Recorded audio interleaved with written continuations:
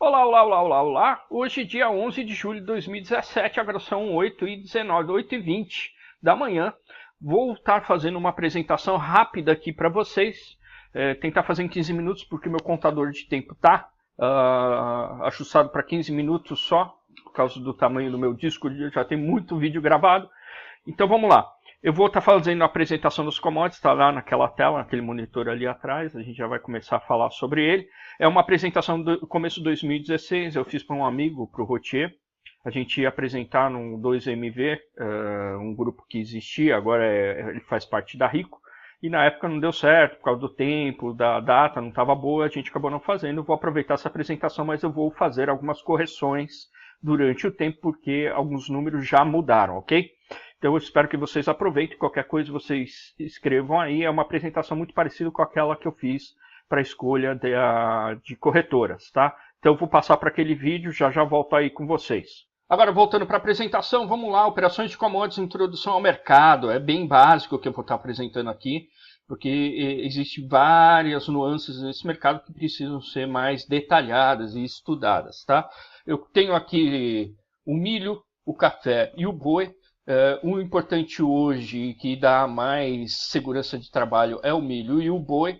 O café, ele tem aí operações mais difíceis de serem feitas, e a alavancagem dele, o retorno dele acaba sendo em dólar, seu prejuízo em dólar, etc, etc. E tem a soja que eu não vou comentar, porque não tem volume nenhum. Vamos lá. Então, a configuração do código dessas commodities o boi é BGI, depois ele vem aqui com a extensão que é o mês e o ano, né, porque ele tem validade, todos esses contratos são contratos futuros e tem validade. O café ICF e o milho CCM. Vamos nos focar mais no boi e no milho. As margens de garantias em 2016 já mudaram para hoje. Então, no swing, o boi gordo está na faixa de 2.400, se eu não me engano. Desculpa, está em 1.800 e o milho está em R$ 900, ok? Então já houve uma mudança. O do café também já baixou, acho que está 5.800 mais ou menos, quase R$ 6.000, mas isso vocês precisam ver na corretora de vocês. A BMF tem a sua garantia, né? Mas existe um ajuste que é feito às vezes pelas corretoras por uma questão de risco. A taxa operacional, vocês precisam dar uma olhada aí na corretora de vocês. Hoje eu pago 48 na entrada e na saída. É uma taxa bem mais alta do que a ação, por isso que é importante. Eu tenho uma outra corretora que cobra mais ou menos, a entrada e a saída sai mais ou menos R$ 160. E conheço uma outra que eu não trabalho, que cobra quase R$ 300 na entrada e na saída. Então é muito alto. Por quê? Porque o risco é muito alto e as corretoras têm uma taxa diferenciada. O retorno para o boi gordo, para cada R$ 1 de movimentação no boi, é R$ 330. Então ele subiu R$ 1, você está recebendo R$ 330 por esse R$ 1 que subiu. Se ele cair, menos R$ 330 para cada R$ 1 que cair. O milho é a mesma coisa, para cada R$ 1 que subir, R$ 440, para cada R$ 1 que cair, R$ 440, ok? Então, é um mercado super alavancado, né? Você tem pouca garantia e muito retorno, né? Pode ser para bom, bem ou para mal. Eles têm características importantes, né? Eles estão atrelados ao câmbio, de certa forma. Então, quando o dólar cai, o boi aumenta, o café aumenta e o milho cai. Isso vai mudando conforme vai passando o tempo. Existe aquele fator beta que eu já ensinei a fazer o cálculo, a correlação contra algum índice. Então, o ideal é vocês fazerem esse cálculo para verificar quanto é a correlação de cada um deles, para vocês saberem se ele anda muito mais do que a movimentação normal do índice que vocês estão comparando.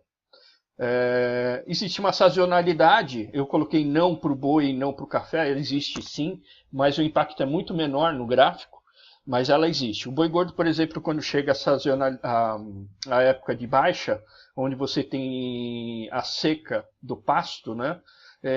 O boi começa a emagrecer e você começa a perder quilos, né? E a gente compra o boi por arroba, então cada unidade de boi vendido acaba custando menos porque ele perde peso. Isso a gente não sente tanto nos gráficos, tá? O milho, ele tem uma sazonalidade bem visível porque ele está muito atrelado às negociações com os Estados Unidos, né? Os Estados Unidos é um grande produtor, então, conforme a oferta e a demanda, o milho pode ter grande subida ou grande queda. Isso está muito atrelado também ao mercado internacional, como eu estou falando, né? Bem como o mercado local, nas intempéries ambientais. Chuva, granizo e tudo isso acaba interferindo no preço do milho.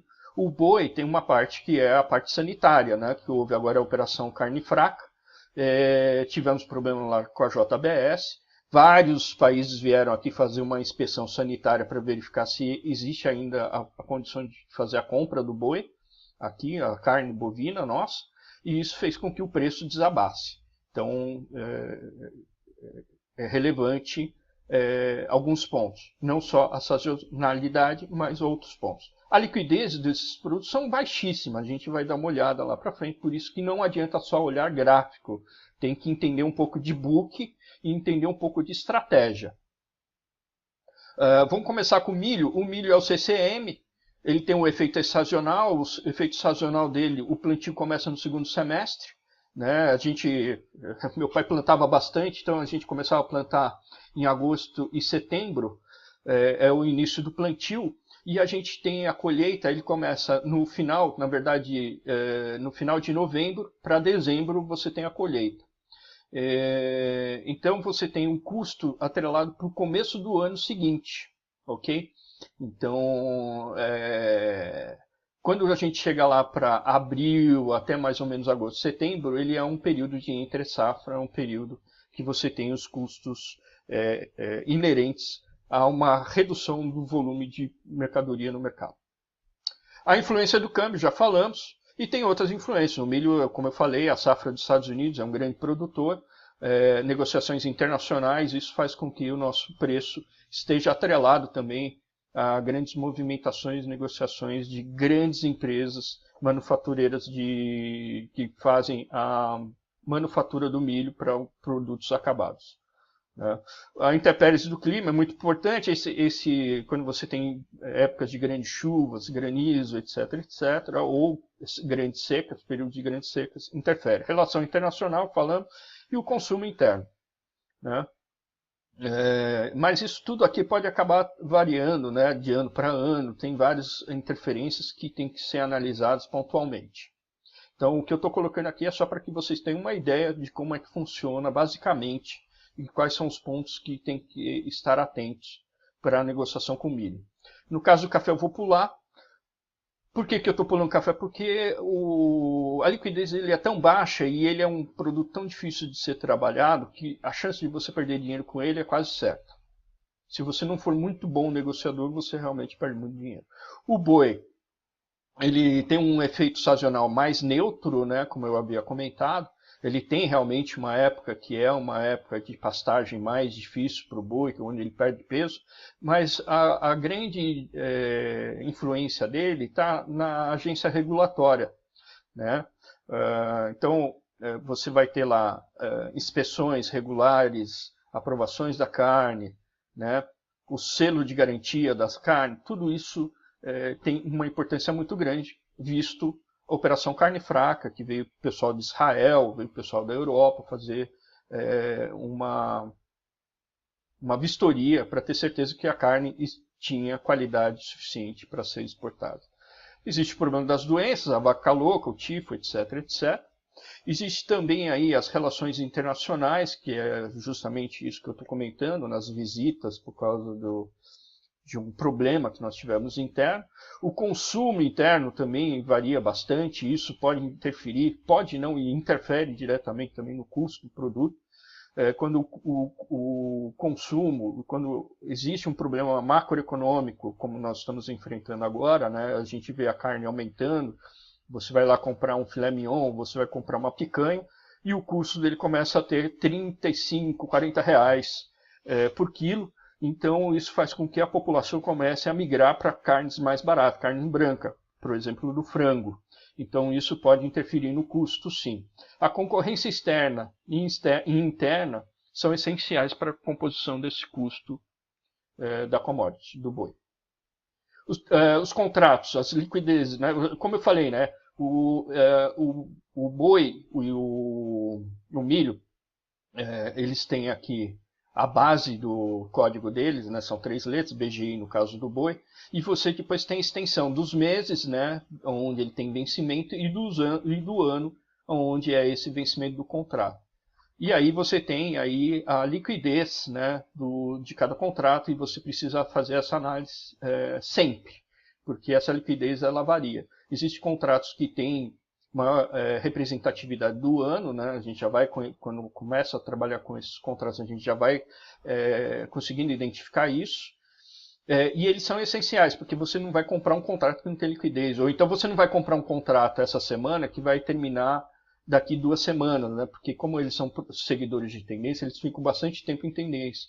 Então, às vezes, você vai ficar 1 mês, 2 meses alocado naquele papel, e ele precisa ter vencimento suficiente para você não ter que fazer rolagem de contrato de um contrato para o outro. Então, isso é muito importante. Só que basta entrar lá no BVMF, vocês têm essa informação, tanto para o boi, quanto para o milho, ou soja, ou café, conforme vocês quiserem, tá? Então, aqui é só para fazer um exemplo dos contratos. Vamos fazer um SWOT aqui para a gente ver onde estão realmente as oportunidades e onde estão os riscos dessas operações, né? Primeiro porque eles são, vamos olhar a parte boa do negócio, né? Eles são seguidores de tendência. Então, você vai comprar um papel desse ou vai vender um papel desse olhando a tendência primária dele, para que você possa tirar o maior proveito, extrair o maior valor possível da sua operação. Isso pode ser ruim também, porque se você tiver alocado contrário à tendência principal, você pode tomar uma bela invertida do preço. Então, por isso que geralmente esses contratos você não faz contra a tendência. E se fizer, tem que ser operação bem curta. Então, ele pode ser uma força, pode ser uma desvantagem também. Tem uma boa alavancagem, isso é ótimo, né? Porque você consegue realmente extrair valor com movimentos menores. Mas também tem o lado ruim, que quando a operação anda contra você, você pode tomar um belo prejuízo. E essas margens são compatíveis realmente com o retorno, né? Então, conforme você vai extraindo o valor, você vai vendo que aqueles retornos são compatíveis com a liquidez do mercado, né? Então, ele compensa bem essa liquidez do mercado, a falta de liquidez desse mercado. Então, isso é muito bom. O risco, onde estão os perigos desse negócio? O custo da operação ela é importante, né? Porque se eu tenho um custo de R$150, R$180 para um retorno de 330, a minha pergunta é, será que vale a pena? Os fatores externos, e que acabam sendo até fatores extremos, né? Eu coloquei fatores extremos e são fatores também externos ao gráfico. São regulamentação sanitária, doenças, condições climáticas, problemas governamentais, negociações e contratos governamentais que podem dar problema. A baixa liquidez, isso realmente é um dos maiores problemas hoje, que faz com que muitos operadores percam dinheiro, porque não basta só olhar o gráfico, você precisa conhecer um pouco de book, você precisa conhecer um pouco mais do papel que você está trabalhando. E ele não é indicado para fazer day trade, de forma alguma. E aqui eu mostro por quê, né? A liquidez dos ativos, né? Aqui é o book de 2016. Aliás, o book esse ano está até mais vazio do que o dessa época que eu tirei essa informação. Então vocês vão ver que dentro do book você tem compra e venda bem separados, né? Você tem lacunas enormes, os gaps enormes, lacunas enormes entre as ofertas de compra e venda, e isso atrapalha muito na hora de fazer a operação, porque às vezes você planeja entrar naquele preço e naquele preço você não tem ninguém para comprar. Então você fala assim, minha resistência está aqui, se ele vencer 144,10 eu entro. Só que não tem ninguém para comprar nesse preço. E provavelmente ele nem vai descer aqui para comprar esse preço, né? Então, às vezes, você tem que ter um spread para poder entrar nesse mercado. Você paga esse spread e esse spread vai contra você, porque quanto mais caro você compra, menor pode ser a sua margem. Então, é por isso que você precisa também saber fazer um pouco de leitura de book, Então você não compra só pelo gráfico, você tem que comprar pelo book, inclusive. Qual o outro ponto importante disso? Né? Se você acha que você vai fazer compra e venda no mesmo dia, tem que tomar cuidado. Porque como a liquidez é muito baixa, esses spreads comem todo o seu lucro do day trade e te dão um belo prejuízo. Então por isso que eu não recomendo. Já fiz, porque naquele dia específico teve uma liquidez muito grande, eu comprei para ficar vários dias e no final acabei saindo no mesmo dia. Mas não é normal fazer isso. Outra coisa são os números de contrato. É um contrato, são 4 contratos. Então não dá para você entrar aqui com 50 contratos, né? E achar que você vai fazer fortuna porque não tem liquidez para comprarem seus 50 contratos. Então isso é um outro problema. E um outro ponto importante é que você consegue enxergar pelo book, inclusive, fortes suportes e resistências. Por exemplo, aqui você tem aqui 44 contratos aqui embaixo, né? E se você olhar aqui o poder de venda, né? Quem está colocando o pedido de compra aqui, se você olhar aqui, às vezes você não tem 40 contratos.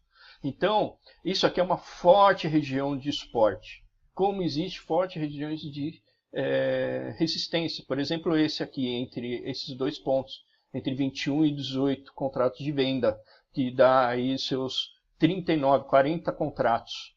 Né? Se você olhar o poder de compra, aqui ninguém vai consumir isso aqui, a não ser quem entre alguém para fazer essas compras aqui, mas olhando o book não tem ninguém para fazer essas compras, então isso aqui virou uma resistência.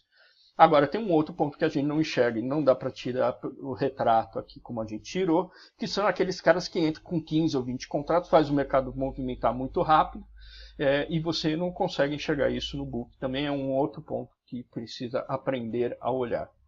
Então, como eu coloquei aqui, não dá para fazer day trade, né? Não espere ter resultado em day trade. Cuidado com o número de contratos, né? São contratos, você vê que são números pequenos, de 1, 4, 5, 6.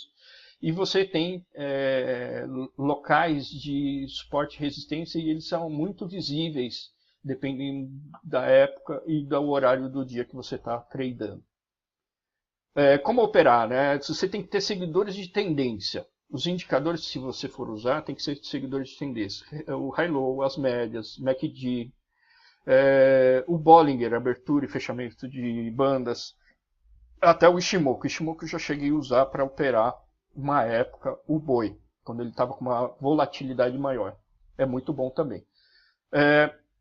Mas esse aqui é aquele ponto, né? Como me fizeram a pergunta, né? Dá para usar a média de 9 para olhar esse mercado? Dá, só que você tem que saber como é que você vai operar ele. Porque não é só a média que você vai olhar.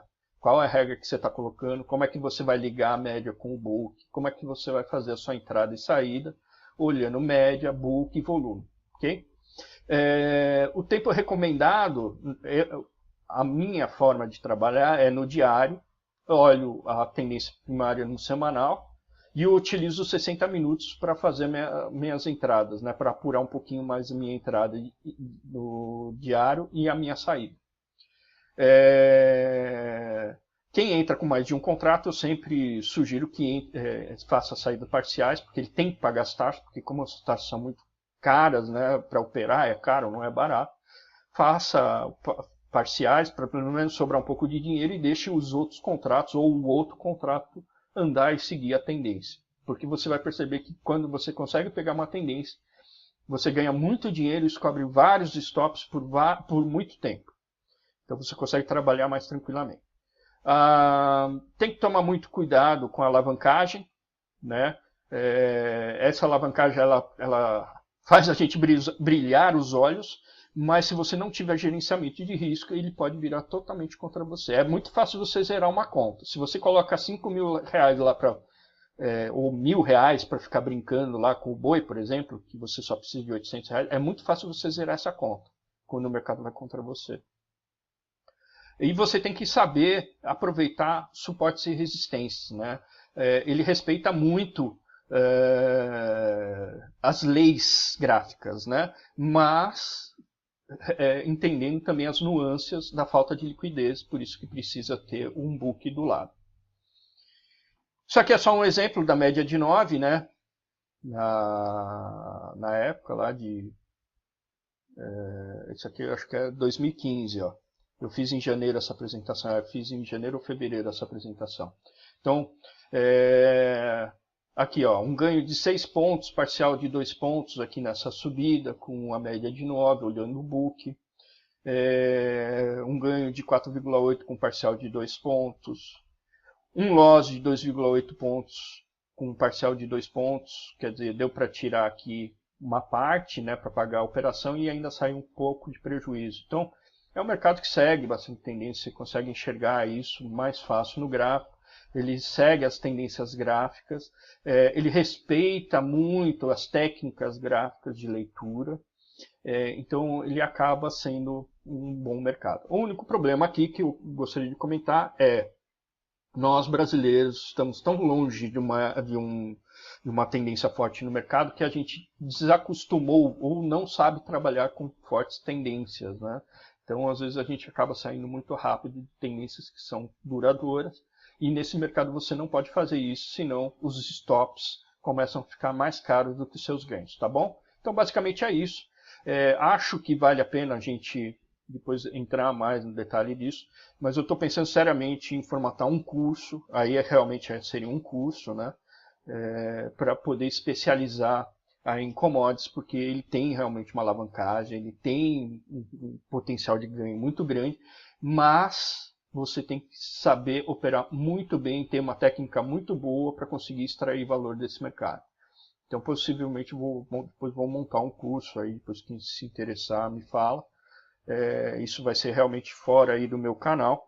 O meu canal é uma coisa bem voltada mais para ações e técnicas, mostrar como funciona o mercado, mas para commodities talvez faça alguma coisa bem diferenciada, tá bom? Então, gente, é isso aí. Fiquem aí bem. Qualquer coisa me escreva aí. Um grande abraço, tchau. Até o próximo vídeo. Tchau.